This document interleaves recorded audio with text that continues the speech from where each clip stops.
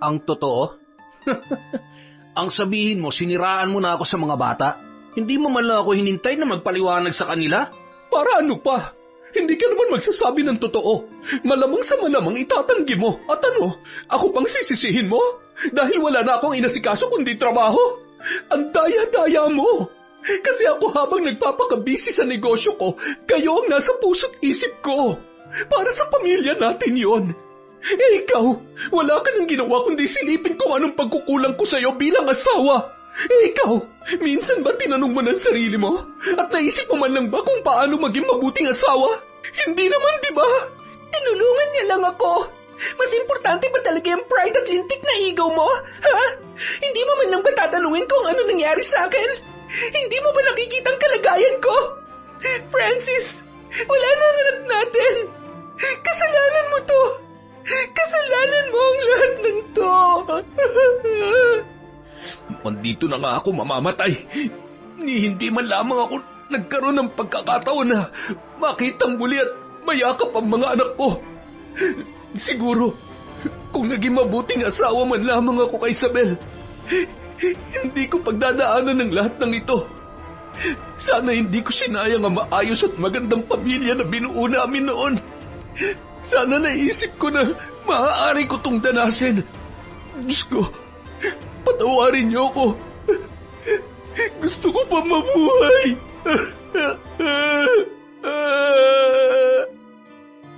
Taon 2013, Cavite. Nung mga oras na yun, masayang nag-uusap at naglalambingan sina Diana at Francis. Hinahagkan pa ng lalaki ang kamay ng babae na kilig sa ginagawa ng kanyang kabiyak. Ma'am, hindi niyo po ba sila lalapitan? Grabe si sir.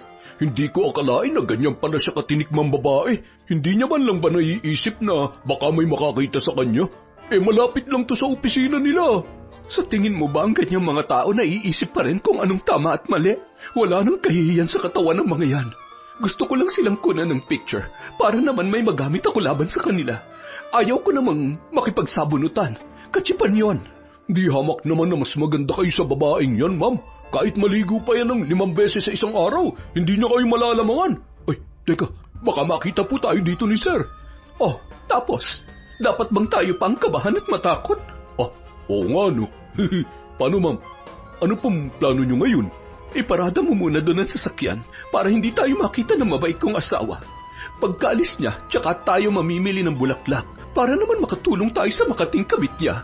Tutal, mukhang malaki naman ang pangangailangan niya. Para naman makabilis siya ng kahit konting kahihiyan at delikadesa sa katawan.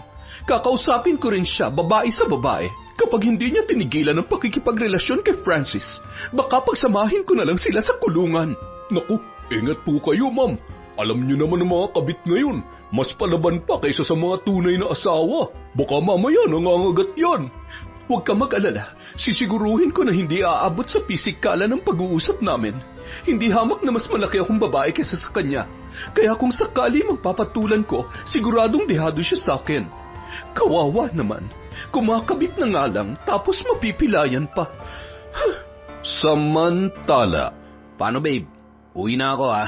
Magkita na lang tayo bukas. Pupuntahan kita sa apartment mo tapos pwede rin tayong kumain sa labas at alam mo na. Ikaw talaga? Masyado mo naman akong pinapa-excite. Sige na, kahit anong oras bukas, basta tumawag ka muna ha. Galingan mo magpaalam at huwag ka magpapahalata. Mas mabuti na yung nag-iingat tayo. Hindi na kailangan yun. Mukha namang wala nang pakialam sa akin yun eh. Wala nang inatupag yun kundi negosyo niya. Baka nga kahit hindi na ako umuwi sa bahay, hindi na mapansin nun eh. Kung hindi lang para sa mga bata, wala nang dahilan pa para... basta... Ang importante, nandyan ka palagi para sa akin. I love you. I have to go. I love you too. Mag-ingat ka sa pagmamaneho. See you tomorrow, babe. Masayang kumakaway si Diana habang tinatanaw ang sasakyan ni Francis na papalayo. Nung mga sandaling yun, nakangising pinagmamasdan ni Isabel ang babae bago tuluyang bumaba ng sasakyan. Nararamdaman ko na habang tumatagal, lalong napapalapit ang loob sa akin ni Francis.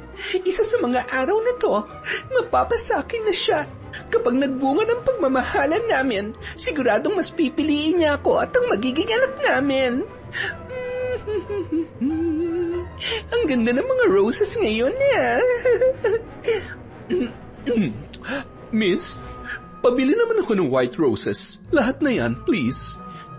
Teka, si Isabel to Anong ginagawa niya dito? Hindi kaya nakita niya kami? Miss, are you okay? May dumi bang mukha ko or nagagandahan ka lang sa akin? Ganyan din kasi ako titigan ng asawa ko noon Yes po. Sure po bang kukunin yung lahat ng to? Oo naman. Don't worry, may pambayad ako. Alam mo, favorite ko kasi ang white roses. Maliban sa natural scent compared sa ibang mga magagarbong bulaklak, mas decent itong tingnan. It symbolizes purity. Nababagay ito sa mga taong may mabubuting puso. At alam mo yon, yung may delikadesa syempre, katulad ko. Ikaw? Ano hong ibig niyong sabihin? Parang namutla ka yata. Anemic ka ba? Ang ibig kong sabihin ay kung ito rin bang paborito mong bulaklak? Lahat naman po ng mga yan paborito ko. Mas lalo po kasing gumaganda ang isang bouquet kung iba-ibang bulaklak ang inilalagay. Ganun pala yun? Akala ko pa naman magkapareho rin tayo ng gusto pagdating sa bulaklak. Ma'am, saan niyo gagamitin ng napakaraming to? Siguro kukuha lang ako ng panlagay sa mga flower vase ko. Tapos yung iba, i-reserve ko siguro sa bural ng asawa ko. Bakit ho? I mean, ikaw naman, nagpapanik ka kaagad. Alam mo kasi napapansin ko na patay yung asawa ko sa kabit niya. Kaya nasabi ko yon. Masyado naman ho kayong palabiro, ma'am. Sandali lang ho ha. Ipaparedy ko lang ho muna ang mga ito. Manong, pasuyo naman ho nito. Hetong bayad, keep the change. Ivan, pasuyo naman, pakitulungan si Manong. Salamat. Ma'am, sobra-sobra naman ho yung payment nyo. No, it's okay. Tip ko na lang yan sa'yo. Malay mo, last day mo na sa flower shop na to. Alam mo kasi, kayang-kaya ko tong ipasara kung gugustuhin ko. Or pakiusapan yung may-ari na huwag siyang tatanggap ng immoral na empleyado. Alam mo, kanina ka pa ha? Kung may gusto kang sabihin, diretsuhin mo na ako. Hindi yung dinadaan-daan mo pa ako sa pahaging mo. See? So kilala mo naman pala kung sino ko.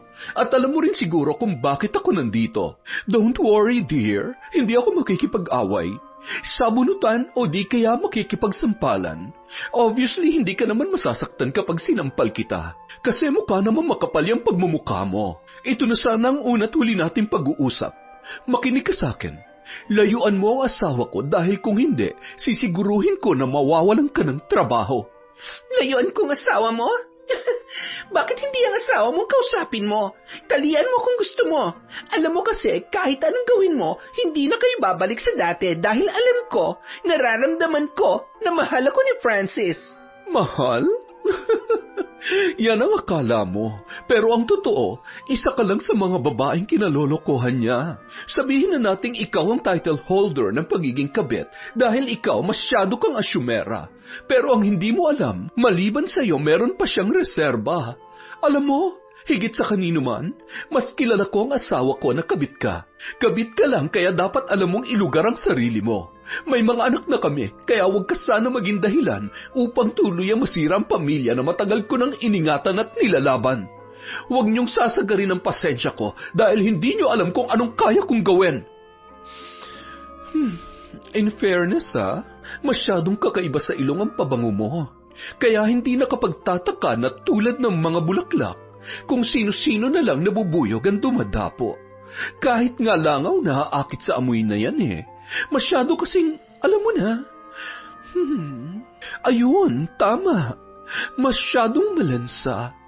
Walang hiya ka? Oops, anong gagawin mo? Ihahampas mo sa akin yan? Baka nakakalimutan mo na customer mo ko. Customer is always right. Right? Visit ka? Nakangiting tumalikod si Isabel at naglakad patungo sa kanyang sasakyan. Nilingon pa niya si Diana na noon ay mababakas ang labis na pagkainis sa kanyang muka at nakatikom pa ang mga kamao. Nagsisimula pa lamang ako, umuusok ka na? Ay, kung marunong kang pakiusapan, wala tayong magiging problema. Sorry na lang kung hindi ka talaga pasisindak. Sana lang kapag nawalan ka ng trabaho ay pulutin ka pa ng asawa ko. Baka nga naman mahal na mahal ka niya katulad ng paniniwala mo. Ma'am, nagsasalita na po kayo mag-isa. Uwi na po tayo. Tara na. Baka kasi makalimutan ko na hindi dapat nananakit ng hayop. Kawawa naman, pahaging pa lang parang aatakihin na sa puso sa sobrang inis. Alam mo, bagay nga sila ng sir mo. Paano po kapag nalaman ni sir na pinuntahan mo yung kabit niya? Ay, di mabuti kung magsusumbungan Diana ngayon para makita natin kung hanggang saan nila kayang dalhin ang pagtataksil nila sa akin. Alam mo, kahit naman nung magkasintahan pa lamang kami ay talagang babaero na yan si Francis. Ang mali ko lang, palagi ko siyang binibigyan ng pagkakataon na magbago, lalo na nung may anak na kami. Ayaw ko na nag-aaway kami sa harap ng mga bata. Isa pa, sa dami kong ginagawa sa trabaho, kahit pa ulit-ulit siya, hinahayaan ko na lang. Pero ngayon, napansin ko kung gaano kalalim ang relasyon nila. Bilang na lang sa kamay ko ang gabi na magkakasabay kaming kumain at magkakatabi sa pagtulog. Hindi ko alam kung anong pinakain sa kanya ng babaeng yon. Ay, iniisip ko lang ang mararamdaman ng mga anak ko kapag nalaman nila ang totoo. Ang tibay niyo nga po, ma'am eh. Ni hindi man lamang kayo umiyak nung makita niyo may kasamang ibang asawa ninyo. Ay, siguro dahil hindi ako nasasaktan. Maaaring dahil manhid na ako sa ginagawa ni Francis sa akin. Kung tutuusin, hindi ko naman siya kailangan sa buhay ko, pero kailangan at mahal na mahal siya ng mga anak namin. Kapag ipinawalang bisa ko ang kasal namin, kapag hinayaan ko siyang mapunta sa iba, baka ako ang sisihin ng mga bata. Dahil sa mata nila, mabuting ama si Francis.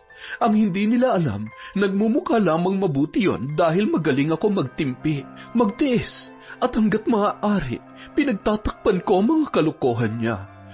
Ay, maiintindihan naman siguro kayo ng mga anak ninyo, ma'am.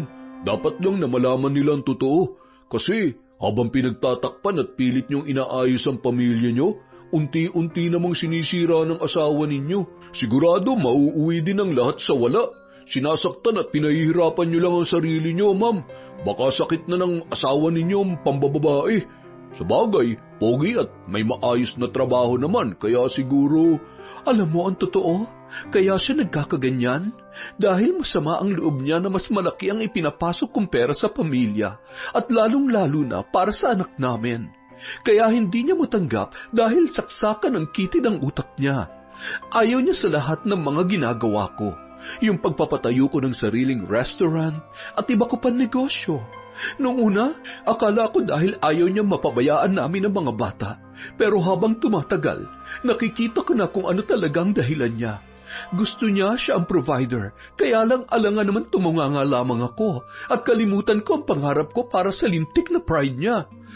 Ay, hindi sa sinusumbatan ko siya pero habang tumatagal, hindi ko na nararamdaman na may konting malasakit at pagmamahal pa siya sa akin.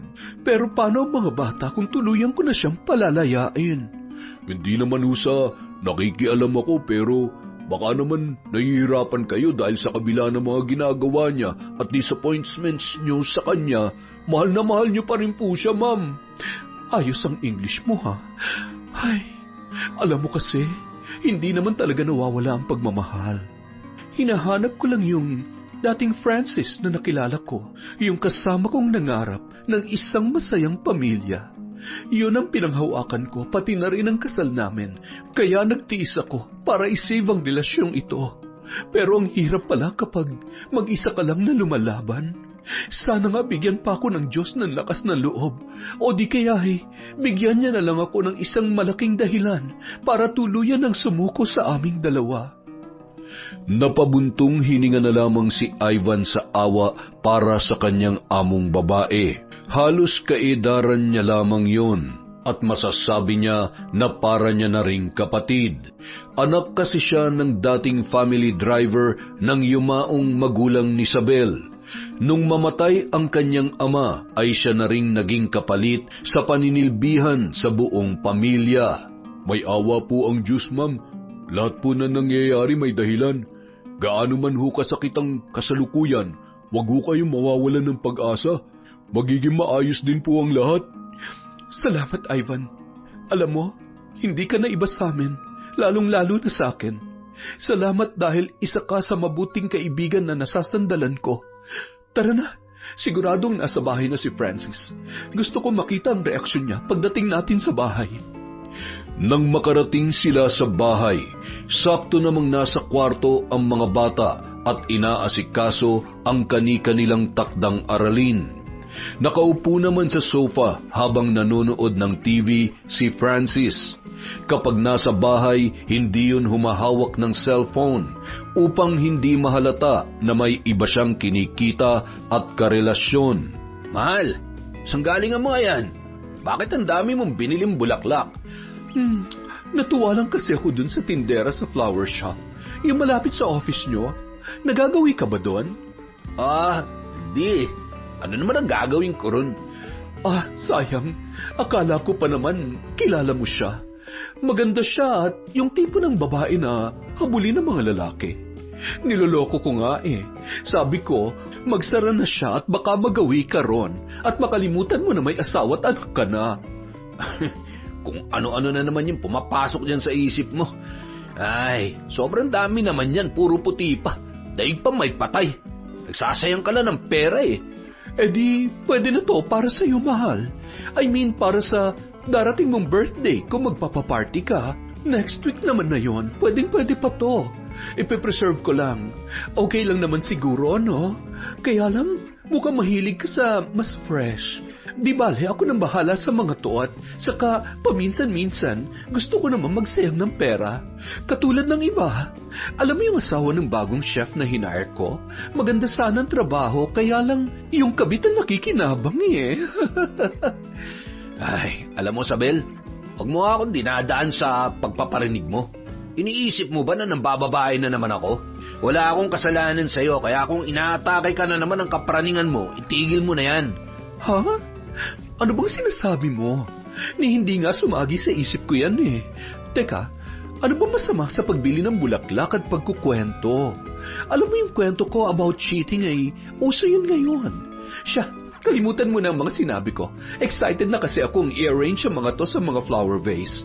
Yung iba, dadalhin ko na lamang sa restaurant. Mukhang hindi mo naman bete eh. Ibahatang bulaklak yung gusto mo. Nung mga oras na yon, napakunot noon na lamang si Francis na may halong kaba. Hindi kaya pinuntahan niya si Diana? May alam na ba siya tungkol sa amin? Ay, kahit kailan talaga hindi ko mabasa kung ano nasa utak niya eh. Nang gabi rin yun, nang makatulog na si Isabel ay pasimpleng kinuha ni Francis ang kanyang cellphone sa kanyang kotse. Doon niya kasi madalas iwanan yun.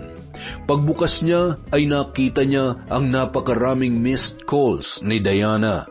Sinubukan niyang tawagan ng babae, ngunit nakapatay na ang cellphone noon.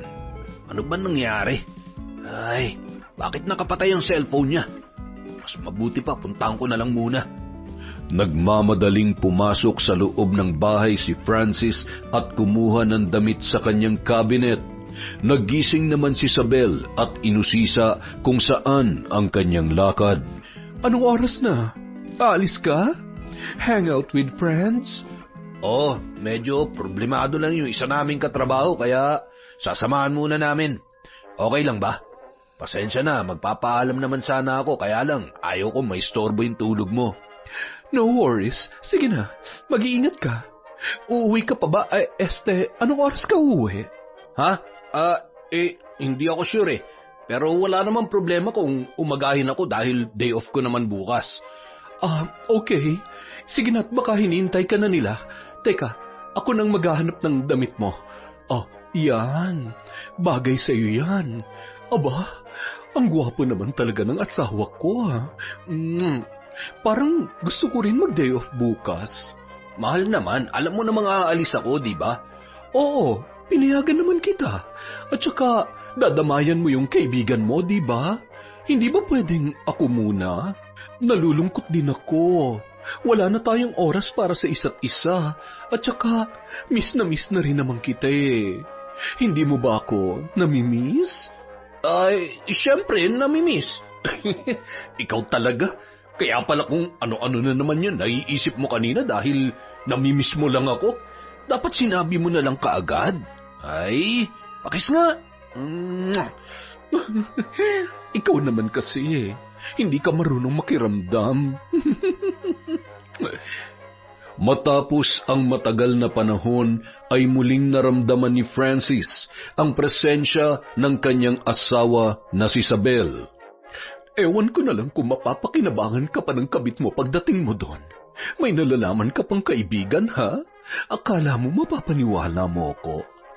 Matapos ang mainit na gabi ng mag-asawa ay nakatulog ng mahimbing si Francis. Nakangising pinagmasdan ni Isabel ang kanyang asawa.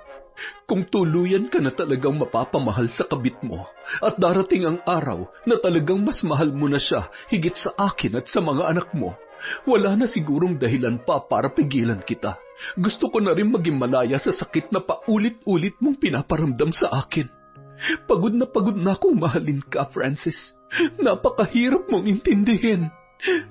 Kinabukasan, nagising si Isabel na wala na ang kanyang asawa sa kanyang tabi. Agad niyang kinuha ang cellphone at tinawagan yon ng paulit-ulit. Hindi noon sinasagot ang kanyang tawag. Napabuntong hininga na lamang siya, sabay umupo sa balkonahe ng kanilang bahay. Naroon naman si Ivan noong mga oras na yon. Abala yon sa paglilinis ng kotse ng kanyang amo. Lumabas si Isabel at agad na nagtanong sa kanyang driver, "Si Francis, nakita mo bang umalis?" "Opo ma'am, kaalis lang po ni sir." Ibang klase talaga. Ang kakapal at ang lalakas ng loob. Talagang hindi niya kayang tiisin ang babaeng yon. "Baka naman po may ibang lakad." Sa tingin mo matapos ang mga nalaman ko at nakita natin kahapon, mag-iisip pa ako ng maganda sa mga oras na hindi ko siya kasama? Lahat ng kilos niya paghihinalaan ko na, Ivan. At kasalanan niyo kung bakit ako nagkakaganito, kung bakit pinag-iisipan ko na siya ng masama. Ay, sabihin mo na sa kanyang totoo, ma'am. Kung talagang napapagod ka na at nahihirapan ka na, hindi naman siya nakikialam ako dahil buhay niyo yan. Relasyon niyo yan. Hindi mo naman kailangan bitbitin ng isang bagay kung nahihirapan ka na. Pwede mo nang bitawan. Yung mga anak mo, maaaring sa umpisa, mahirapan, tsaka masaktan. Pero pasasaan ba't matatanggap din nila yan? Isa pa, hindi naman habang buhay kaya niyong itago ang kalokohan ng asawa niyo. Kaya ka lang naman inaabuso ni Francis dahil alam niya na hindi mo siya susukuan dahil sa mga anak ninyo. Gumising ka na sa katotohanan. Hindi na magbabago yun, lalo na't ilang beses niya na palang ginawa yan sa inyo. Alam mo, tama ka. Pero sa tingin ko at pakiramdam ko, kahit hindi akong umayaw, isa sa mga araw na ito, nararamdaman ko na tuluyan niya na kaming iiwan. Kagabi, habang natutulog siya, tinatawag niya ang pangalan ng babaeng yon. Gusto ko siyang sampalin, at siguro kung may hawak akong matalas na bagay ay baka... magkakasala lamang ako sa Diyos. At lalo kang magkakasala kapag patuloy kang kakapit yan sa sitwasyon na mayroon ka ngayon. Ay, akala ko habang nagkakaedad ako, mahirap pang walang asawa. Mas mahirap pala kapag nakapag-asawa ka ng ganyan. Alam mo yun, ikaw nga maganda, matalino, at halos lahat nasa iyo na. Niloloko ka pa ng asawa mo. Ako pa kaya na medyo alanganin tapos wala pang pera. Alam mo, mas masarap nga mahalin yung mga katulad mo. Masaya na sa simpleng bagay. Hindi tulad ng iba, kahit ibigay mo na lahat, hindi pa rin magiging sapat. Alam mo, ito yung pinakamasakit. Yung hinahanap niya sa iba ang mga pagkukulang ko sa kanya, sa halip na gumawa siya ng paraan para maging mas matibay yung pagsasama namin. Ay, sige na, tapusin mo na yung ginagawa mo. Mamaya ilalabas ko ang mga bata. Magde-day off na lang din ako. Si Kuya Sander na lang muna ang bahala sa restaurant. Alam niya ba tungkol sa inyong mag-asawa? Hindi pa. Alam mo naman kung paano magalit yon. Baka kung ano pa magawa niya kay Francis. Alam mo rin kung gaano ako kamahal ni Kuya. Masyado ka talagang mabait. Lagi mo nalang iniisip ang kapakanan ng iba. Paminsan-minsan isipin mo rin yung sarili mo. Hindi naman masama na unahin ang sarili. Oo na, salamat. Bilisan mo na dyan nang makaalis na agad at makauwi rin na maaga. Hindi mo na ba hihintayin si Sir Francis? Hindi na, bakit pa? Doon na lang siya sa kabit niya. Kesa naman kasama namin siya pero si Diana naman na nasa isip niya. Nakakahiya naman sa kanya. Ayaw nga sagutin ang tawag ko eh. Samantala. Malay ko ba namang napakamaldita pala ng asawa mo? Paano na lang kung maraming customer? Paano kung bumalik siya sa flower shop at ipaya ako? Siguro mas mabuti pang itigil na lang natin to. Kesa naman mag-iskandalo dito ng paulit-ulit yung asawa mo o di kaya mawalan pa ako ng trabaho ng dahil sa kanya. Babe, ang kailangan lang natin ay mag-ingat. Kung kinakailangan na hanapan kita ng ibang mapapasukan na trabaho o di kaya naman ay... Basta, ako na lang kayang bahala sa'yo. Hindi naman kita pababayaan eh. Talaga? Gagawin mo yun for me? Pero paano kung dumating ang araw na tuluyan niya na tayong paghiwalayin? O kung ano mang pinaplano niya? Babe, kaya mo ba akong protektahan laban sa asawa mong yon? Oo naman. Diana, mahal kita. Sa iyo ko lang naramdaman na maging masaya ng ganito. Mahal na mahal kita at hindi ko nahahayaan pa mawala ka sa akin. Huwag ka nang pumasok sa flower shop na yon para hindi ka niya guluhin pa. Natatakot din ako para sa kalagayan ko ngayon. Bakit? Hindi ka ba naniniwala sa mga sinasabi ko? Nagdududa ka ba sa pagmamahal ko sa'yo? Hindi yan ang ibig kong sabihin. Alam ko namang mahal mo ako pero anong laban ko? Kasal kayo, may mga anak kayo. Kung sakaling magkakaanak tayo, anong mangyayari sa amin? Babe, ipinapangako ko, kung anumang kahihinatnan ng lahat ng to, tatanggapin at paninindigan ko ang relasyon natin hanggang dulo. Kaya kong talikuran ng lahat para sa'yo. Ganun ka kaimportante sa akin. Huwag ka nang umiyak. Mabuti pa lumabas tayo. Mag-mall tayo para mabawasan yung stress mo. Kain tayo sa labas, ha? Sige na, maligo ka na kaya. Hindi mo ba ako sasabayan? Maihindian ba naman kita? Matapos maggayak ng dalawa, agad na ring umalis ang mga yon, gamit ang kotse ni Francis na regalo pa sa kanya ni Isabel. Masaya silang naglakad-lakad sa mall at ipinag-shopping pa ni Francis ang kanyang kabit. Samantala, habang papasok ang dalawa sa isang restaurant, biglang napaatras ang paa ni Francis nang makita ang kanyang mag-iina. Ngunit bago pa man sila makaalis ay agad na tumakbo papalapit sa kanya ang kanilang bunsong anak. Daddy, join us. Buti po sumunod kayo. Sino po siya? Anak, Jed, may business meeting si Dad. Balik ka muna sa table natin, please. Okay po. Sorry po, Daddy. Sinundan ni Isabel ang tila ba nalungkot na si Jed habang naglalakad pabalik sa upuan nito. Napatingin din siya sa dalawa pa niyang anak na nakatitig sa kasama ng kanilang ama na si Diana. Ano? Talaga bang wala na kayong pinipiling lugar? Proud kayo? Gusto mo bang ipangalandakan sa lahat ang kababuyan at kataksilan ninyo? Ikaw babae, hindi ka ba nahihiya at nandidiri? Umalis na kayo dito. At ikaw, mag-uusap tayo pag-uwi mo. Sana maging handa ka sa magiging desisyon ko. Ikaw naman babae, napakawalang hiya mo talaga. Napakalakas din ng loob mo. Pagbibigyan kita sa gusto mo, ibibigay ko sa iyo ang asawa ko pero sisiguruhin ko na magsasama kayo sa hirap. Tandaan mo, darating ang araw na mas doble pang sakit ang ipaparanas niya sa iyo. Umalis na kayo dito. Bilis! Nakikita kayo ng mga anak ko. Mom, sino po yung kasama ni Dad? Meron po bang... Anak, sa bahay na natin pag-usapan yan. Kumain na lang muna tayo. Nung mga sandaling yun, titig na titig kay Isabel ang kanyang mga anak. Nababakas ang pagpipigil nito ng luha. Nagtinginan naman ang dalawang bata na tila ba nakakaramdam na sa mga nangyayari. Matapos kumain, umuwi na ang mag-iina dahil nawalan na sila ng gana sa pamamasyal. Samantala, bandang 8:00 na ng gabi nang makarating si Francis sa kanilang bahay. Nakaupo sa sala ang kanyang asawa, pati na rin ang dalawa niyang anak na nasa edad 15 at 12 taong gulang. Buti naman at nakauwi ka na.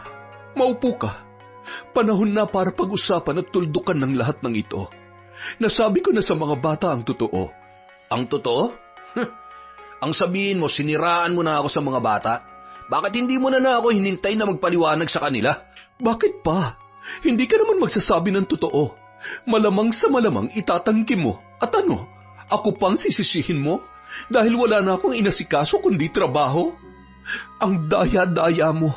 Kasi ako habang nagpapakabisi sa negosyo ko, kayo ang nasa puso't isip ko. Para sa pamilya natin yon. Ikaw, wala ka nang ginawa kundi silipin kung anong pagkukulang ko sa'yo bilang isang asawa. Minsan ba tinanong mo na ang sarili mo? O naisip mo man lang ba kung paano maging mabuting asawa? Hindi, diba? Pagod na akong patunayan ng sarili ko na magiging mabuti akong ama ng mga anak natin at magiging karapat-dapat akong asawa mo. Pakiramdam ko kahit anong gawin ko, walang kwenta eh. Kasi ikaw yan, oh. Tapos ako. Huwag mo akong daanin sa pagiging pabiktim mo. Ni minsan hindi ko sinilip kung anong klaseng trabaho meron ka. Hindi kita pinipilit sa kung anong dapat mong ibigay at dapat mong gawin bilang padre de pamilya. Ang hinangad ko lang ay maging magulang ka sa mga anak natin at maging tapat ka sa relasyon natin. Daddy, paano niyo po nagawa to? Alam niyo ba na matagal na po naming alam ang tungkol sa ginagawa niyo pero hindi namin sinasabi kay Mami dahil ayaw namin na mag-away kayo. Isang beses nakita kayo ng best friend ko. Pinadala niya sa akin ng picture niyo ng babae na yon. At kahit ako, minsan ko na rin kayo nakita na magkasama. Paano niyo kami nagawang ipagpalit sa babaeng yon? Kaya pala, pati kayo, busy na rin dahil sa may iba na kayo. Hindi totoo yan. Huwag mong isipin na ipagpapalit ko kayo sa kahit na sino man. Oo, may relasyon kami. Oo, mahal ko siya, pero mas mahal ko pa rin kayo. Mga anak ko kayo at kahit anong mangyari, tatay niyo ako. Ang kapal na mukha mo para harap-harapang sabihin sa amin yan. Mahal mo na siya. Mahal mo na ang kabit mo. Sabagay, obvious nga naman. Ngayon mas malinaw na sa akin at sa mga anak mo ang lahat. Ngayon mamili ka, kami ng mga anak mo o ang babae na yon. Hindi mo pwedeng gawin sa akin to. Kahit ano man maging pasya ko, mananatiling anak ko sila at ako ang... Hindi kami mag-a-adjust sa'yo dahil ginusto mo yan. Kung hindi mo kayang talikuran ng babae mo, kalimutan mo na kami ng mga anak mo. Ang lakas ng loob mo. Napakayabang mo ah. Bakit? Anong pinagmamalaki mo ah? Dahil may pera ka? Oo, may pera ko. Oo, may karapatan ako magyabang sa katulad mo. Dahil wala kang kwentang asawa. Total yan naman ang tingin mo sa akin, di ba? Eh di sige, at least ako, iwanan mo man ako, kaya kong kumayod para sa mga bata at kaya kong ibigay lahat ng pangangailangan nila. Eh ikaw, anong ipagmamalaki mo maliban sa kabit mo? Makakaalis ka na. Hindi ka namin kailangan. Mga anak, pumasok na kayo sa kwarto at magpahinga. Ako nang bahala dito. Ito ba talagang gusto mo? Kaya mo ba talagang gawin sa akin to? Bakit hindi? Ikaw ba nagdadalawang isip man lamang kapag nambababae ka? At ngayon harap-harapan mo pang sinabi na mahal mo ang kabit mo? Anong akala mo? Katulad ng dati hahayaan na lamang kita? Yun bang gusto mo? Pagod na akong maging mabuting asawa sa'yo. Ayoko na. Huwag ka mag-alala. Ibibigay ko sa'yo ang kalayaan na gusto mo. Ayaw ko rin namang habang buhay na nakatali sa apelyido mo. Makalipas ang 5 taon, hawak ni Diana ang cellphone ni Francis habang nanginginig ang kanyang kamay. Naliligo noon ang kanyang asawa dahil papasok yon sa trabaho. Ilang buwan pa lamang mula nang maikasal sila ng lalaki. Oh, bakit mo ba pinakikialaman yung cellphone ko? Akin na nga yan. Sino si Grace? May bagong babae ka na naman. Babae ka dyan. Pwede ba huwag kang praning? Mabuti pa maglinis ka ng bahay. Kalat-kalat oh. Wala ka naman trabaho pero hindi mo magawa magligpit dito. Alam mo ni minsan, kahit ang laki-laki ng bahay namin, wala kaming katulong ni Isabel, hindi naging makalat ang bahay kahit patatlong anak namin. Kahit nung maliliit at naglalaro pa yung mga bata, hindi naging ganito. Ay, ewan ko sa'yo. Para kang hindi babae. Paano na lang kapag nagkaanak ka na? Eh di kumuha ka ng katulong. Asawa mo ako, hindi ka sambahay. At talaga nag-demand ka pa. May papasahod ka? Alam mo naman kakarampot lang ang kita ko. Naubos mo na nga lahat ng ipon kong pera tapos magdedemand ka ng katulong dito sa napakaliit na apartment na tinitirhan natin? Kung ayaw mo, edi wag. Ang dami mong sinasabi. At pwede ba wag mo akong ikukumpara sa asawa mo dahil hindi ako si Isabel? Mahigpit na hinawakan ni Francis gamit ang kanyang kanang kamay ang panga ni Diana habang nanlilisik ang kanyang mga mata dala ng galit. Wag na wag mo akong pagtataasan ng boses, ha? Alam mo kung meron man akong pinagsisisihan sa buhay ko, yun ay nakilala at pinakasalan pa kita. Wala ka namang kwenta. Walang kwenta? Bakit? Dahil may iba ka na namang nagugustuhan? Napakawalang hiya mo para paniwalain ako na mahal mo ako, pero nagagawa mo akong pagbuhatan ng kamay. Hindi ka naman masasaktan kung matino ka eh. Lintik na buhay to, oh. Wala ka nang binigay sa akin kundi problema eh. Isang malaking pagkakamali na iniwan ko yung pamilya ko para sa'yo. Lumabas ka na nga dito sa kwarto. Nakakairita yung mukha mo eh. Pati sarili mo, hindi mo na maasikaso. Nang matapos magbihis, umiiyak pa rin si Diana sa sofa habang hinihimas ang kanyang tiyan. Papalabas na ng pinto si Francis nang muling magsalita ang kanyang asawa. Baka naman pwede kang mag-iwan ng pera. Pandagdag lang pampacheck up ko sa OB. Lagpas 1 linggo na mula nung pinababalik ako ni Doc pero wala ka pa rin binibigay na... Eh di gumawa ka ng paraan. Hindi lahat iaasa mo sa akin para bang ang laki-laki ng sahod ko.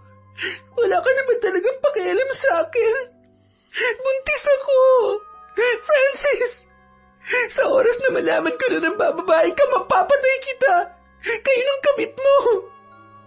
Nung araw ding yun, matapos makahiram ng pera sa kapitbahay si Diana, ay tumungo siya sa ospital para makapagpa-check up.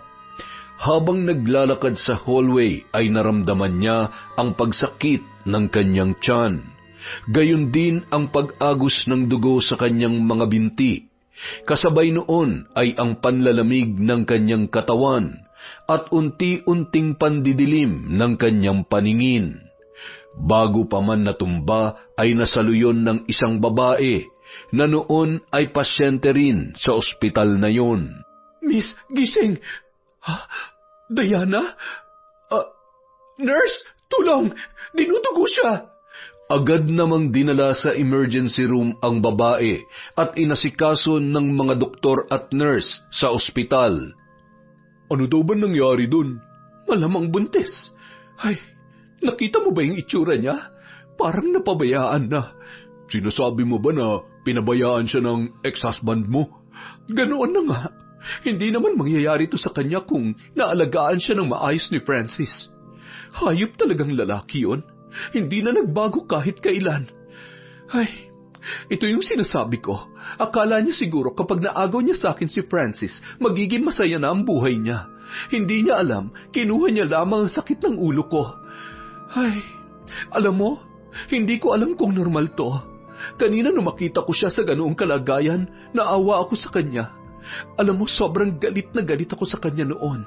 Pero matagal ko na siyang pinatawad at gusto ko magpasalamat dahil... Kung hindi dahil sa kanya, hanggang ngayon pinuproblema ko pa rin ang pambababae ni Francis. Speaking of the devil, alam mo, nakita ko yun nung nakaraang araw lang papasok sa isang motel. At yun na nga, hindi si Diana ang kasama niya. Bakit parang gulat na gulat ka pa? Kung sa simbahan siya pumasok, doon ka magulat. Excuse me, kamag-anak po ba kayo ng pasyente? Kakilala lang ho. Hindi po namin makontak yung asawa niya, pero kumusta ho ang lagay niya? Ay, ikinalulungkot ho namin pero wala nang bata sa sinapupunan niya. Sa ngayon ay wala pang malay yung pasyente. Hinintay ng dalawa na magising si Diana Nang imulat ng babae ang kanyang mga mata, ay hindi yun makapaniwala sa kanyang nakita. Ikaw? Anong... Huwag ka mag-alala. Hindi ako nandito para awayin ka. Oo, galit ako sa mga nagawa mo sa akin noon, pero matagal na kitang napatawad. Kumalma ka muna dahil hindi makabubutihan para sa'yo. Kanina nawalan ka ng malay sa hallway. Dinugo, kaya nandito ka sa emergency room. Ang baby ko? Okay lang ba siya? Hintayin na lang natin ang doktor na magpaliwanag sa'yo. Ivan, pwede mo bang tawagin si Doc? Nang bumalik si Ivan ay kasama na noon ang doktor. Maingat na ipinaliwanag ang pagkawala ng bata na dulot ng matinding stress. Hindi.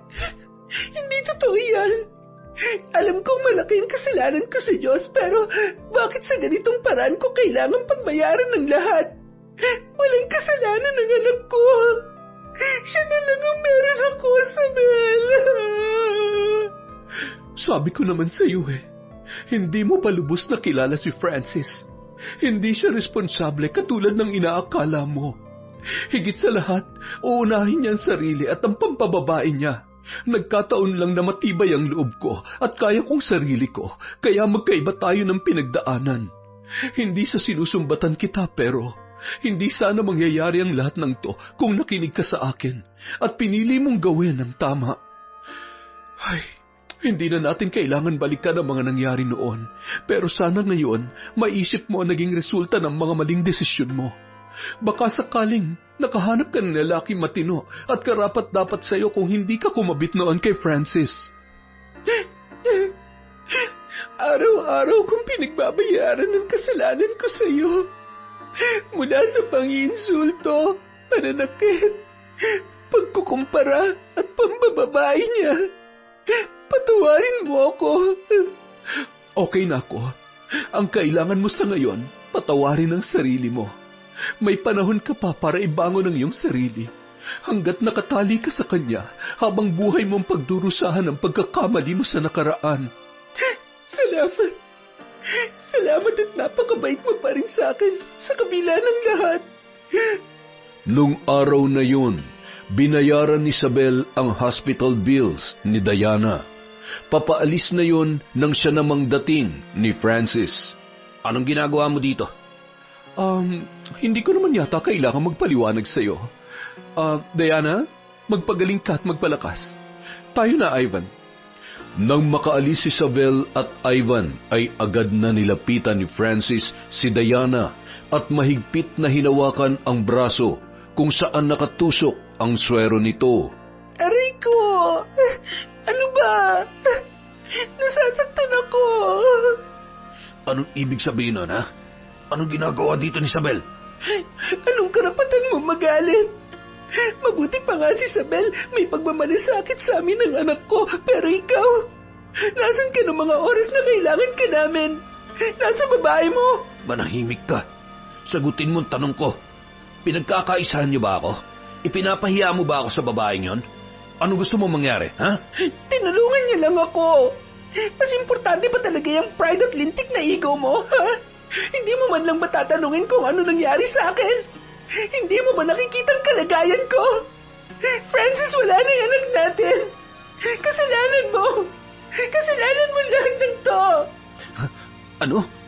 Teka, bakit akong sinisisi mo? Kung iningatan mong sarili mo at naging mabuting ina ka, hindi sana mawawala yung bata. Alam mo, tanggapin mo na lang na hindi pa para sa atin yun. Hindi yung sinisisi mo ako. Grabe ka. Seryoso ka ba? Anong klaseng ama ka ba? Masaya ka dahil wala kang panibagong responsibilidad o dahil na naman sa bago? Ano? Mahal mo na naman? May iba ka na namang kinalolokohan, hayop ka? Excuse me, pwede po bang tsaka na lang po ninyo pag-usapan ng personal issues nyo? Nakakaabala na po kayo at hindi makabubuti sa lagay ng mga pasyente namin. Nang sumapit ang gabi ay hinayaan ng lumabas ang mag-asawa. Pinayagan naman yon dahil wala namang naging komplikasyon at impeksyon. Nasa 2 buwan pa lamang ang ipinagbubuntis ni Diana. Mahigpit na ibinilin na lamang ng doktor ang mga dapat gawin upang maiwasan ang patuloy na pagdurugo, kasabay ng mga gamot na dapat nitong inumin. Naggulat naman si Francis na wala nang dapat pa siyang bayaran sa ospital. Alam mo, hindi ka talaga nag-iisip. Pinamumukha mo ba kay Isabel na irresponsable ako? Napakahina talaga ng utak mo, kaya tignan mo yung nangyari sa'yo. Wala talaga akong mapapala sa'yo eh. Ay, isang napakalaking pagkakamali na pinakasalampa kita. Habang nasa wheelchair, nakatingin lamang sa kawalan si Diana at patay mali siya na lamang sa mga sinasabi ng kanyang asawa. Makakaganti rin ako sa'yo. Sisiguruhin ko na magsasama-sama tayo sa impyerno kasama ang bago mong babae. Napakasinungaling mo. Napakasama mo. May araw ka rin sa akin. Inihatid na lamang siya sa bahay ni Francis at pagkatapos ay binilhan siya ng makakain. O ayan, kumain ka. Hindi yung iyak ka ng iyak dyan na para kang inaapi. Paborito mo naman yung lugaw, di ba? May itlog pa yan. Pwede na yan para malamnan yung sikmura mo.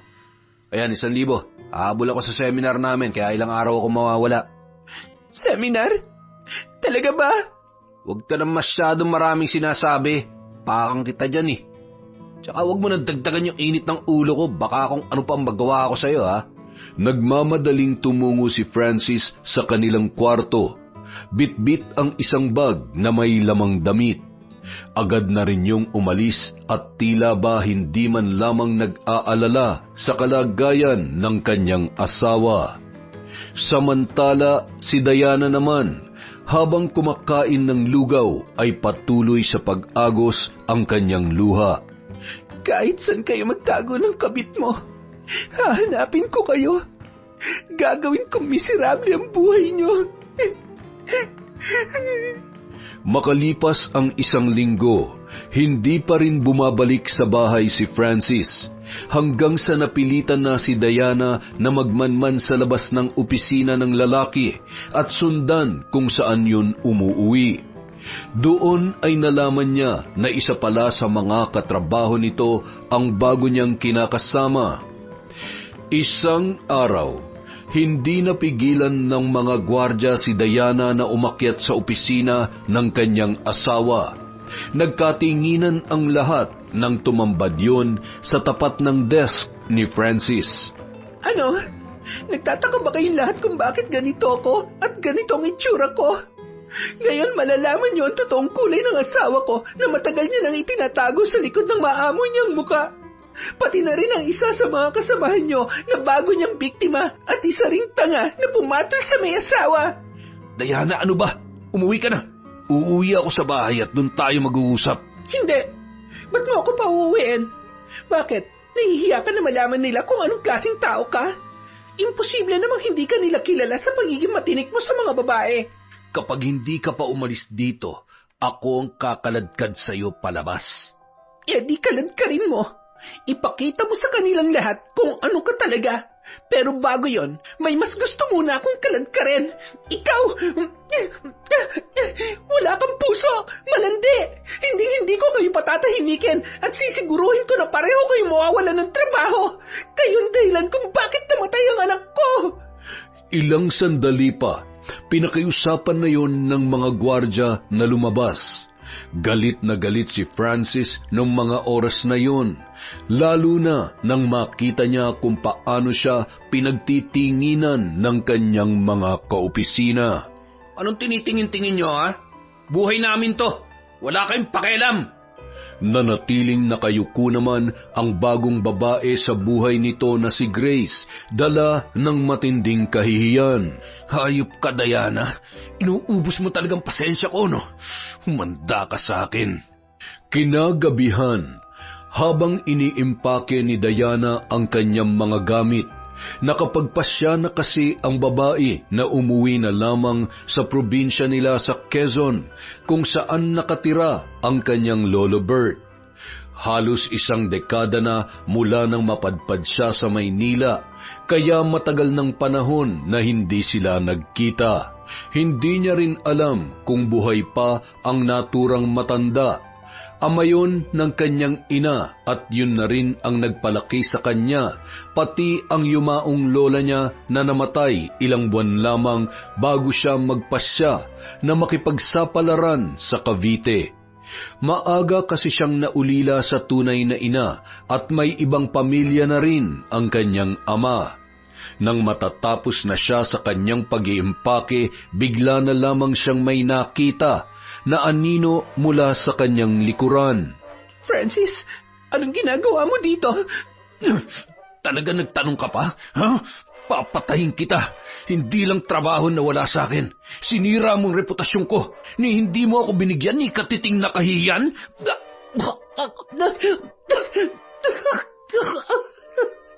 Kahit patayin mo pa ako, siguradong magiging miserable na rin ang buhay mo. Hindi ka lang manloloko kapag pinatay mo ako, isa ka ng kriminal. Akalain mo, hindi mo lang kayang manakit. Kaya mo rin pumatay dahil demonyo ka talaga. Mula sa bulsa ay kinuha ni Francis ang kanyang balisong at pinaikot-ikot pa yon sa kanyang kamay. Said na ang pasensya ko sa'yo.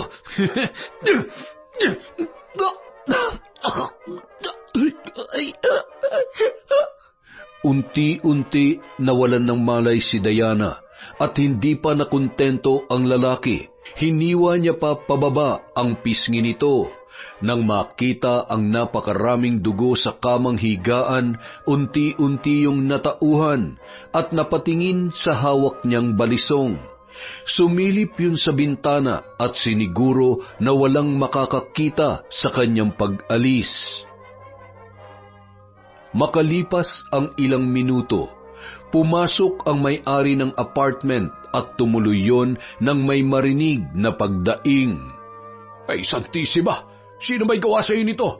Sandali lang, hihingi ako ng tulong. Mga kapitbahay, tulong! Tulungan niyo kami! Bilisan ninyo! Tumawag kayo ng punerarya. Ambulansya pala! Ano hong nangyari? Mamaya ka na magmarites. Tumawag ka ng ambulansya, lintik ka. Hindi ka pa nagbabayad ng upa.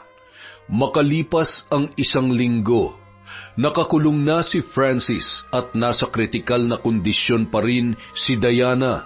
Hindi nagdalawang isip na tumulong si Isabel nang malaman niya ang nangyari sa babae na minsan niyang kinamuhian. Alam mo ang tanga-tanga mo.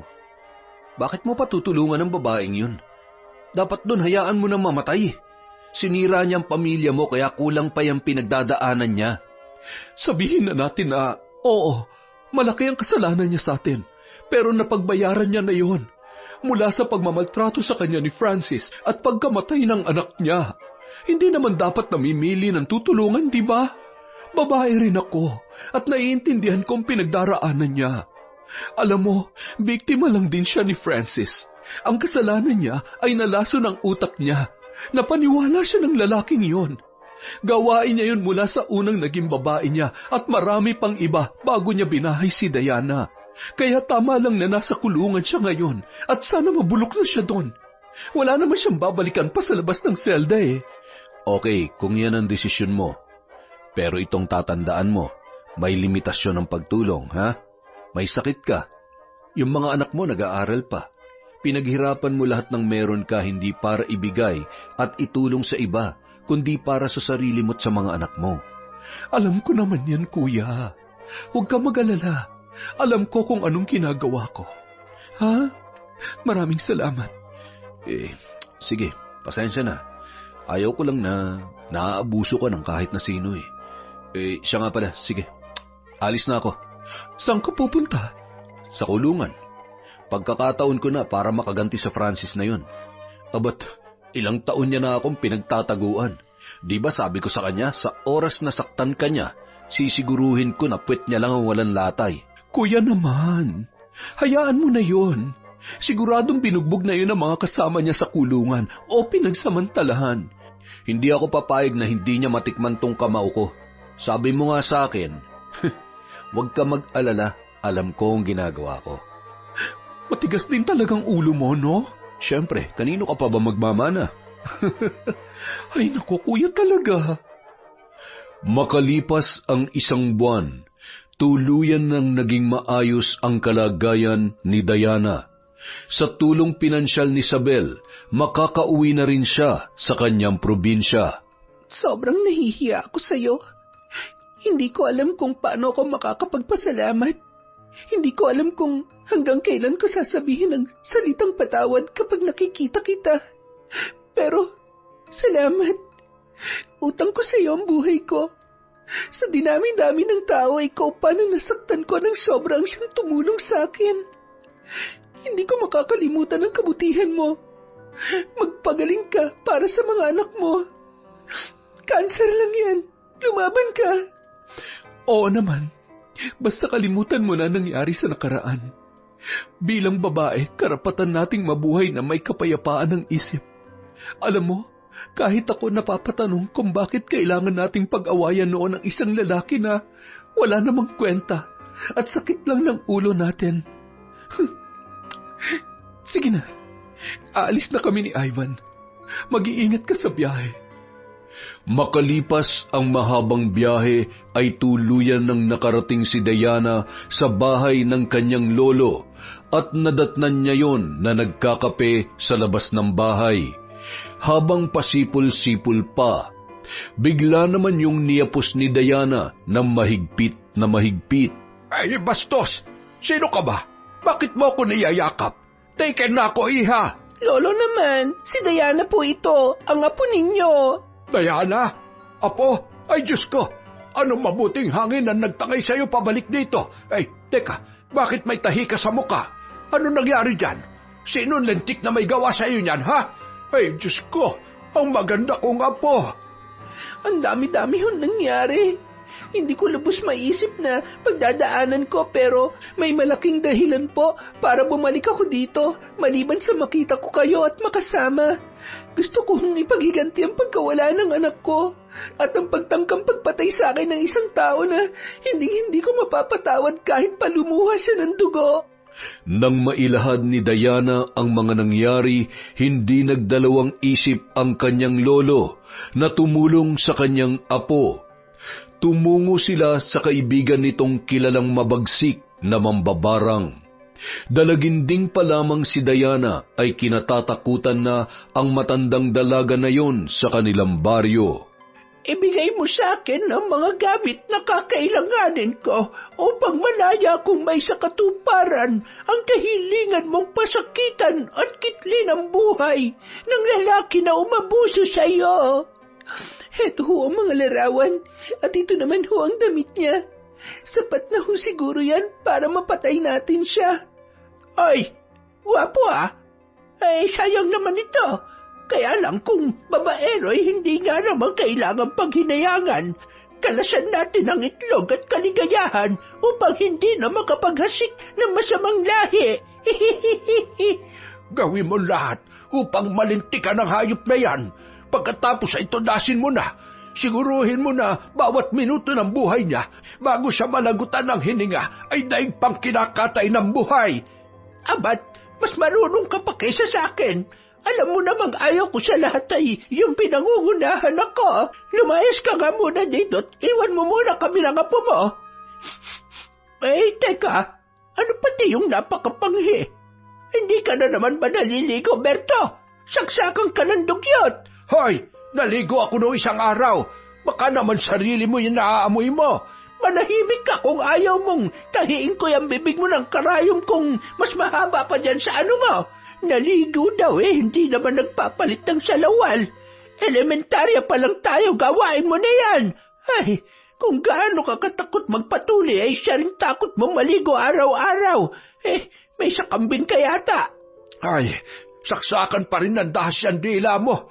Apo, maiwan na kita rito at baka hindi ako makapagpigil ay mapatulang ko itong... Ay, kung pwede lang magpalit ng kaibigan ay ginawa ko na. Ay, hanggang ngayon hindi pa rin talaga kayo nagbabago. Nagbabangayan pa rin kayo ni Lolo.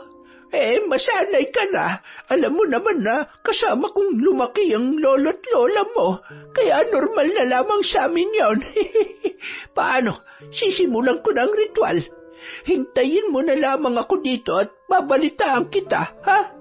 Pagsapit ng 3 araw, mula ng gabing isinagawa ng matandang si Lola Anita ang ritual, Tumungo si Grace sa kulungan. Labis naman na ikinagulat ni Francis ang itsura noon. Napakaraming malalaking butlig sa muka at nagsusugat ang labi. Kitang-kita na rin ang anit sa ulo nito dahil sa sobrang nipis ng kanyang buhok. Kasalanan mo to. Siguradong ipinabarang na ako ng demonyita mong asawa. Sana hindi na lang kita nakilala. Sinira mo lang ang buhay ko. Ginusto mo rin naman yun, di ba? Ginusto natin pareho yan. Isang pagkakamali na pumatol ako sa tulad mong manloloko at isang kriminal. Mamatay ka na rin sana. Pagsapit ng gabi, hawak-hawak ni Francis ang kanyang tiyan. Labis kasi ang paghilab noon at pananakit na hindi niya maintindihan. Hanggang sa pakiramdam niya ay punong-puno ng hangin ang kanyang tiyan. Napaupo siya sa simento sa loob ng selda nang biglang nawalan ng lakas ang kanyang mga paa.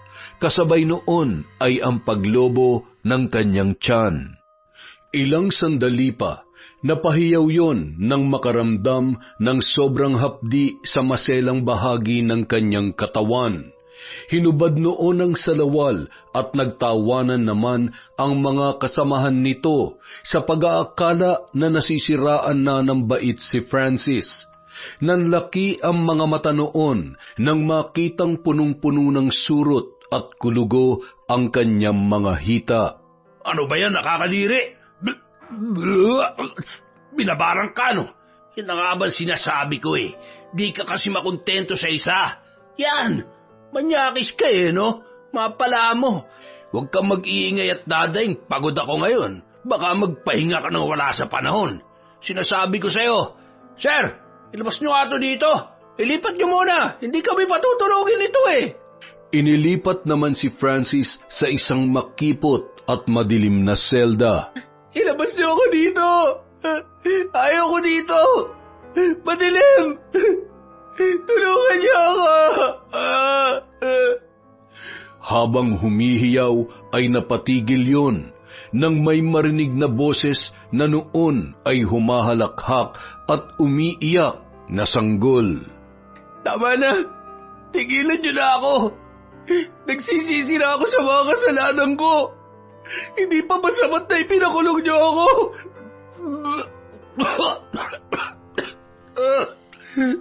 Tama na.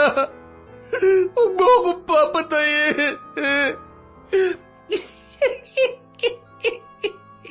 Pasensya ka na. Napagutusan lamang ako. Ganyan talaga ang buhay. Kung naging mabait ka lang, ay hindi masasayang ang pagiging magandang lalaki mo. Hindi ka pa sana mamamatay at hindi ka sana nahihirapan ngayon. Ay, hindi pa man lamang ako nangangalahati ay mukhang bibigay ka na.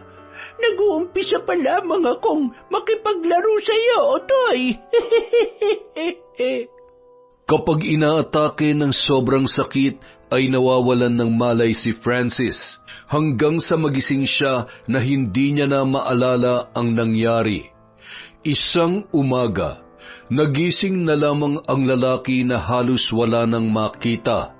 Pakiramdam niya namamaga ang kanyang mga mata at nagdidikitan ang nana at pilik mata. Namumula at namamaga na may sugat at nana ang kanyang buong muka. Ang leeg niya naman ay mayroong butas na may mga pumipilansik na uod at mga garapata. Sa tenga nito may mga patay na tipaklong, habang patuloy ang pagtulo ng dugo sa kanyang ilong. Mukhang dito na nga ako mamamatay. Hindi man lamang ako nagkaroon ng pagkakataon na makitang muli at mayakap ang mga anak ko. Siguro kung naging mabuting asawa lamang ako, hindi ko pagdadaanan ang lahat ng ito. Sana hindi ko sinayang ang magandang pamilya na binuo namin noon. Sana naisip ko na maaari ko itong danasin. Diyos ko, patawarin niyo po ako. Gusto ko pa pong mabuhay.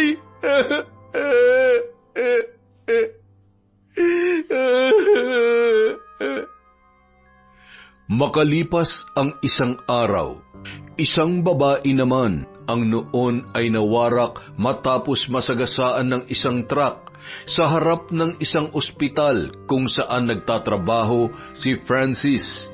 Nagsilapitan ang mga tao at pilit na kinilala kung sino ang babaeng yun. Naku po, si Grace yan ah. Grabe, kawawa naman. May sakit na nga, inaaksidente pa. Ay, Pagsapit ng gabi, naghihiyawan ang mga preso at nagrereklamo sa amoy na masangsang na hindi malaman kung saan nagmumula. Nang tingnan nila sa kanyang selda si Francis ay nadatnan nila yon na naghihingalo na, naliligo sa sariling suka habang nabubulok na ang iba't ibang parte ng kanyang katawan. Ni hindi na makilala ang itsura noon. Hindi naman malaman ni Isabel kung bakit sa unang pagkakataon ay nagawa niyang dalawin ang kanyang dating asawa matapos niyang gumaling sa sakit na cancer. Nadatnan niya pa sa ganoong kalagayan si Francis. ano nangyari? Bakit siya nagkakaganyan? May sakit ba siya? Ma'am, ang sabi ho ay hindi normal ang sakit niya. Mukhang binarang ho dahil tingnan niyo naman. Sigurado po ba kayo na kaya niyo pa ang amoy? Isabel, patawarin mo ako. Sana'y mapatawad rin ako ng mga anak natin. I'm sorry. Napatulala na lamang si Isabel ng mga oras na yun, habang pinagmamasdan ang kanyang dating asawa na nalalagutan ng hininga at tinanggal sa seldang yun upang agad na dalhin sa punerarya.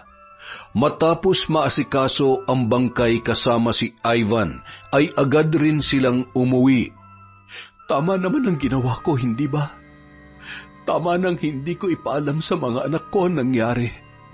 Ayaw ko maapektuhan sila kapag naalala ulit nila ang walang hiya nilang ama. Ay, ipagdarasal ko pa rin siya na sana mahanap niya ang kapayapaan kung nasaan man siya ngayon. Kapayapaan? Pinakremate mo na tapos masusunog pa sa impyerno? Paano magiging payapa yun? Ay, pero tama lang. Okay na mga anak mo. Okay ka na rin. Siya nga pala, balita ko lang, namatay daw yung pinakahuling kabit ni Francis. Saan mo naman nakuha yung chismis na yan? Yung pinsan ko na nagtatrabaho dun sa dating pinapasukan ni Loverboy. Ang sabi bago namatay ay binarang din daw. Alam mo, sigurado ko na binarang din yan si Francis. Kita mo naman yung itsura. Kakaawa, nakakatakot at hanggang ngayon naaamoy ko pa rin yung masangsang at hindi ko maipaliwanag na kung sakali man, iisang tao lang ang posibleng nagtanim ng galit na maaaring gumawa noon sa kanila. Si Diana siguro, no? Grabe naman kasi yung pinagdaanan niya eh. Oo, alam ko kahit ko marunong ako mambarang nung panahon na galit ako, malamang sa malamang, ganoon din ang ginawa ko sa kanila. Kaya lang, hindi naman ako ganoon kasama. Mas magaan pa rin yung gawin ng tama. Masaya na ako na maayos ang lagay ng mga bata. Nakakapag-aral sila sa paaralan na gusto nila. Nabibigay ko lahat at higit sa lahat, gumaling na ako. Napakaraming dahilan para magpasalamat sa Diyos. Dati sabi ko sa kanya, hindi niya ba ako mahal? Mabuting tao naman ako Pero bakit kailangan kong pagdaanan yon? Pero ngayon, mas naiintindihan ko na. Ginawa niya lang yon para magising ako sa katotohanan. Ay, kumusta na kaya si Diana? Malamang masaya na yun. Nakaganti na siya. Yun nga lang, nagkasala naman siya sa Diyos. Sana lang ay huwag niyang hayaang mabuhay na punong-puno ng galit mula sa kanyang nakaraan. Marami pang pagkakataon na magbabago sa buhay niya. Sana sa susunod ay piliin niya kung anong tama at nararapat. Huwag na sana siya magtiyaga sa lalaking gagawin lang siyang kabit. Samantala, Apo, Anong plano mo ngayong tigok na yung Francis na yon? Dito na lang ho ako, Lolo. Mas payapa at malayo sa gulo. At saka, matanda na ho kayo. Lumalala na rin ho yung madalas na pananakit ng dibdib ninyo. Kailangan may kasama na kayo dito. Tsaka na lang ho ako babalik sa Cavite. Gusto ko naman pong maranasan na alagaan kayo. Hindi mo naman ako kailangang alagaan. Kapag namatay ako ay ibinilin ko kay Anita na itapon na lamang ako sa ilog para walang gastos. Ang mahal magpagawa ng kabaong tapos magpapakain ka pa ng mga tsismosang nakikiramay at magrereklamo na matabang yung lugaw. Wag na oy. Ay nako, kayo talaga. Puro kayo kalokohan. Pinapatawa lamang kita. Kumusta ka na? Sigurado ka ba na okay ka na talaga? Ay, hindi po ganun kadali na makalimot sa lahat-lahat. Pero alam ko at hindi ako nawawalan ng pag-asa na magiging okay din po ako. Gusto kong matulog na hindi sumasagi sa isip ko ang mga nangyari, lalo na ang mukha ni Francis. Pakiramdam ko kapag naaalala ko siya, para akong binabangungot. Kapag humaharap ako sa salamin at nakikita ko tong peklat ko, lagi kong naaalala kung gaano siya kasama. Kaya dapat lang na paghigantihan ko siya. Wala siyang karapatang mabuhay at manakit pa ng maraming babae na nabiktima niya. Ipinagdarasal ko rin na sana wala nang tumulad sa pagkakamali ko. Lahat ng mali, masaya lang sa umpisa. Mas masakit maningil ang karma at danas na danas ko po yun. Sobrang nakakakonsensya yung nakasakit ako ng kapwa ko babae dahil lang sa kagustuhan kong mahalin at magmahal. Sana hindi ko hinayaang maging dahilan ng sakit ng damdamin at pagkasira ng isang pamilya. Kung mabibigyan man ako ng pagkakataon na muling magmahal, sisiguruhin kong sa tamang paraan na. Natutuwa ako sa iyo. Hindi dahil sa sinasabi kong tama ang kumabit, pero dahil marunong kang matuto sa iyong mga pagkakamali. At higit sa lahat, tanggap mo na nagkasala ka. Walang perpekto sa mundong ito na punong-puno ng tukso, apo. Basta hanggat nabubuhay ako, nandito lamang ako para sa iyo. Makalipas ang ilan pang taon. Ivan, nakita mo ba yung mag-ina? Walang tao sa loob eh. Oh, imposible naman ho, sir. Tinawagan ho ako ni Isabel. Ang sabi sa akin ay aalis kami kasama mga bata. Hindi niya sinabi kung saan, basta sabi niya magbihis na maayos. Kaya pala napaka-pogi mo ngayon, ha? Mabango pa. Siya nga pala. Kumusta naman kayo ng kapatid ko? Hindi ko nga rin alam, sir eh. Nahihiya naman akong sabihin sa kanya yung totoong nararamdaman ko. Baka mamaya mabasted lamang ako. Alam niyo naman sitwasyon namin. Yan siya. Tapos nandito ako. Isa pa, baka mamaya hindi ako magustuhan ng mga bata. Ayaw ko naman magalit sa akin ng mga yun. Bakit ka ba kinakabahan? Ikaw nga atong tumayong tatay sa mga bata. Lalo na nung nagkasakit si Isabel, hindi ka nawawala sa tabi niya. Alam mo, kahit hindi mo sabihin, mula pa noon, nakita ko na kung bakit hindi ka na nag-asawa. Kung bakit ganun ka kaalaga sa kapatid ko at mga pamangking ko. Huwag mo maliitin ang sarili mo. Ang isipin mo ay kung gaano kabuti ang puso mo at intensyon mo. Yun lang ang tanging mahalaga. Salamat, Sander, ah. Sander ka dyan. Bayaw na, huy. Para kang others. Kiss kita dyan, eh. Tara sa kusina. Samahan mo na lang ako magmerienda. Nang makarating sa kusina, laking gulat na lamang ni Ivan nang makita ang napakaraming handa sa mesa. Kitang-kita niya ang saya sa mukha ng mga anak ni Isabel. Tito Ivan, may importante pong sasabihin sa inyo si Mami. Ano yun? Sino ba may birthday? Hindi man lang ako nakabili ng regalo. Walang may birthday. Para namang hindi mo tanda ang lahat ng petsa ng birthday ng mga bata at ng mga asong gala dito. Gusto lang kitang surpresahin. Nakikita mo ba to? Oo, kahon. Kulay pula at kwadrado. Teka, lalagyan yan ng... Uy, wala akong pambili niyan, ha? Wala rin naman akong paggagamitan. Ay nako, saksakan ka talaga ng slow. Para sa iyong singsing na to, yun ay kung papayag ka na maging tatay ng mga anak ko. Pwede ba tayong magpakasal? Ako? Seryoso ba? Teka, di mo naman siguro ako pinipikot, no? Wala naman sigurong mali kung tatanggapin ko to. Pero kung sakaling magbabagong isip mo, isasanla ko na lang to. Sira ka talaga. Ano, sasagutin mo ba ang tanong ko o hindi? Oo naman, yes, pakakasalan kita. Ibibenta ko lahat ng alaga kong baboy, manok at mga lupa na naipundar ko para lang mapakasalan ka. Ay nako, hindi na kailangan dahil hindi ko kailangan na magharbong kasal. Oo mo lang ang kailangan ko. Kunin mo ang susi at ngayon din ay pupunta tayo sa munisipyo.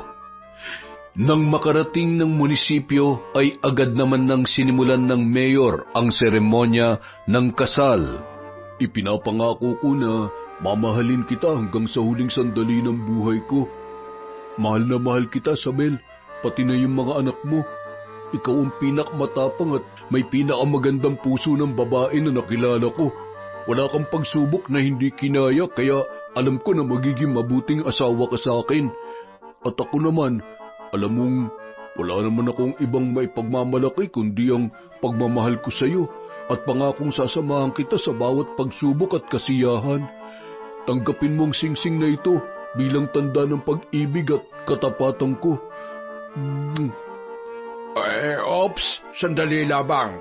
Mamaya pa po yan, sir. Ivan, hindi ko kailangang isa-isahin ang dahilan kung bakit natutunan kitang mahalin sa kabila ng takot dahil sa mga nakaraan ko. Araw-araw tinuturuan mo ko magmahal, maging matapang, ngumiti kahit gaano man kahirap ang aking pinagdaraanan. Ikaw yung taong naging karamay ko at nasasandalan. Ikaw ang nag-alaga sa akin noong panahong may sakit ako at halos sukuan ko na ang buhay. Salamat dahil pinaramdam mo sa akin na mahalaga ako bilang isang babae. Wala na akong mahihiling pa sa Diyos kundi bigyan niya ako ng mahabang buhay upang ikaw naman ang alagaan at mahalin ko, kasama ng mga anak ko na labis na napamahal sa iyo. Tanggapin mo ang singsing na ito bilang tanda ng pagmamahal at katapatan ko. Mahal na mahal kita. Dahil sa kapangyarihan na ipinagkaloob sa akin ng batas, kayo ay aking ipinapahayag bilang mag-asawa. Now, you may kiss the bride. Sa kabilang banda, Tao po! Tao po! Lola Bert! Diana! Oh, ikaw na naman. Anong ginagawa mo dito, ha? Di ba sabi ko naman sa'yo, tantanan mo ng apo ko. Umalis ka na! Pero Lolo, nagmamahalan po aming dalawa. Seryoso po ako sa apo ninyo. Kaya ko naman po siya muhayin eh. Makoy, nako, kanina ka pa ba? Kanina pa kita hinihintay eh. Lolo, inaaway mo na naman bang boyfriend ko? Hindi na ba talaga magbabago ang isip mo? Talaga bang... Ay, anak naman ng teteng, oo. Mahal ho namin ang isa't isa. Binata siya, walang sabit, at saka... Saka ano? Magpapakasal na ho kami, Lolo. Magkakaapo na ho kasi kayo. Ano? Buntis ka na? Naninig ang pandibdib ko. Hala, Lolo, gising. Tulungan niyo ho kami. Ano nangyari dyan? Nahimatay ho si Lolo. Ano pong gagawin natin? Siya, tumabi kayo. Kulang lamang sa haligyan si Berto. Anong ginagawa mo at nakanguso ka, ha? Hahalikan mo ko? Juicy ka pa? Akala mo naman pagkabango-bango ng hininga mo, hindi ka naman nagsisipilyo. Pwe! Ganon ha? Sige, pagbibigyan kita. Halika dito.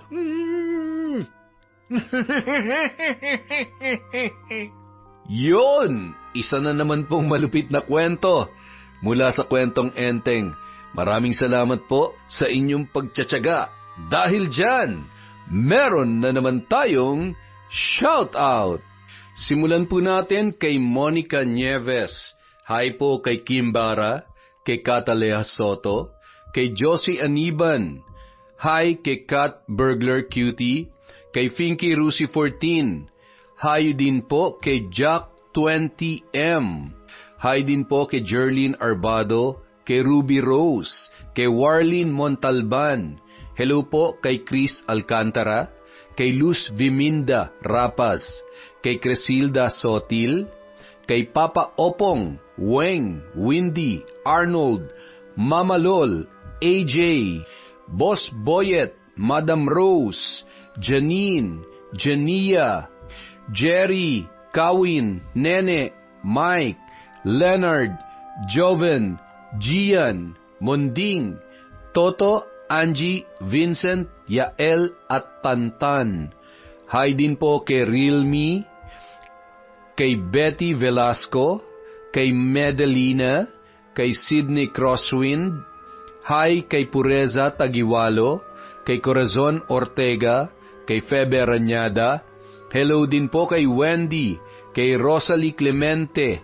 Happy birthday po kay Abel Hipolito sa January 13th from Roslyn Jimenez. Hi po kay Chuchay Kulit. Hello din po kay Irma Umali, kay Mercedita Balana Reyes, kay Milrose Galvez, kay Yasden Love. Hi kay Gina Magallon from Danica Orbita, kay Robert Crimen, boss. Hi din po kay Denden, Loloy, Liza May from Emma Gaper. Shout out kay Winnie Belnas, kay Pearl Lee Shell. Hi din po kay Rolly Tulabing, kay Nora Festin, sa tahian nila Ma'am Vicky Nokomora sa Towerville Street, Aldava. Hi po kay Yasmin Bautista, kay Daphne Kate Leonora Lugina from your magandang nanay na si Mami Arian Leonora. Hi po kay Lorena Cabigas, kay Edgardo Fontanilla sa Galedo family from Babes Rai. Shout out din po kay Milagros Barkin. Hi po kay Tita Tessie, kay Rowela Ameja, kay Celia Tolentino, kay Chenny Ocol, Salve Gabad, kay Ronald Belza Bahado, kay Janice Delfin Ramirez, Norsen TV, Jennifer Sacris. Uy, tagal mong nawala ah. Hi po kay Lisa Takada, kay Mel Santarita, kay Ray Buendia, Billy Ray, Jenny May from Lucy Buendia. Hi po kay Grace of Kuwait from Jessie Register. Hi kay Milet from Nueva Ecija, kay Marilu Copino from Nagoya, Japan, kay Roslyn Jimenez, kay Leona Taytay, kay Filipina Palsario, kay Sam Escobar, kay Emmy Ofalia, kay Marie Lasquit from UAE. Hello po kay Jonah Lopez, kay Lalabs Barbie from Dubai. Hi kay Marideth Jurila, kay Marcos Balingasa, Corazon Ingay, Richard Flores, Kurt Mina, Joy Fernandez of Hambil, Romblon, kay Mary Ann Valderramos, kay Genevieve Suco, Aiza Domingo, kay Luel de la Peña, Mamiliana Nalugon, at Catherine Lentija. Maraming salamat po sa walang sawang pagsuporta sa Kwentong Enteng.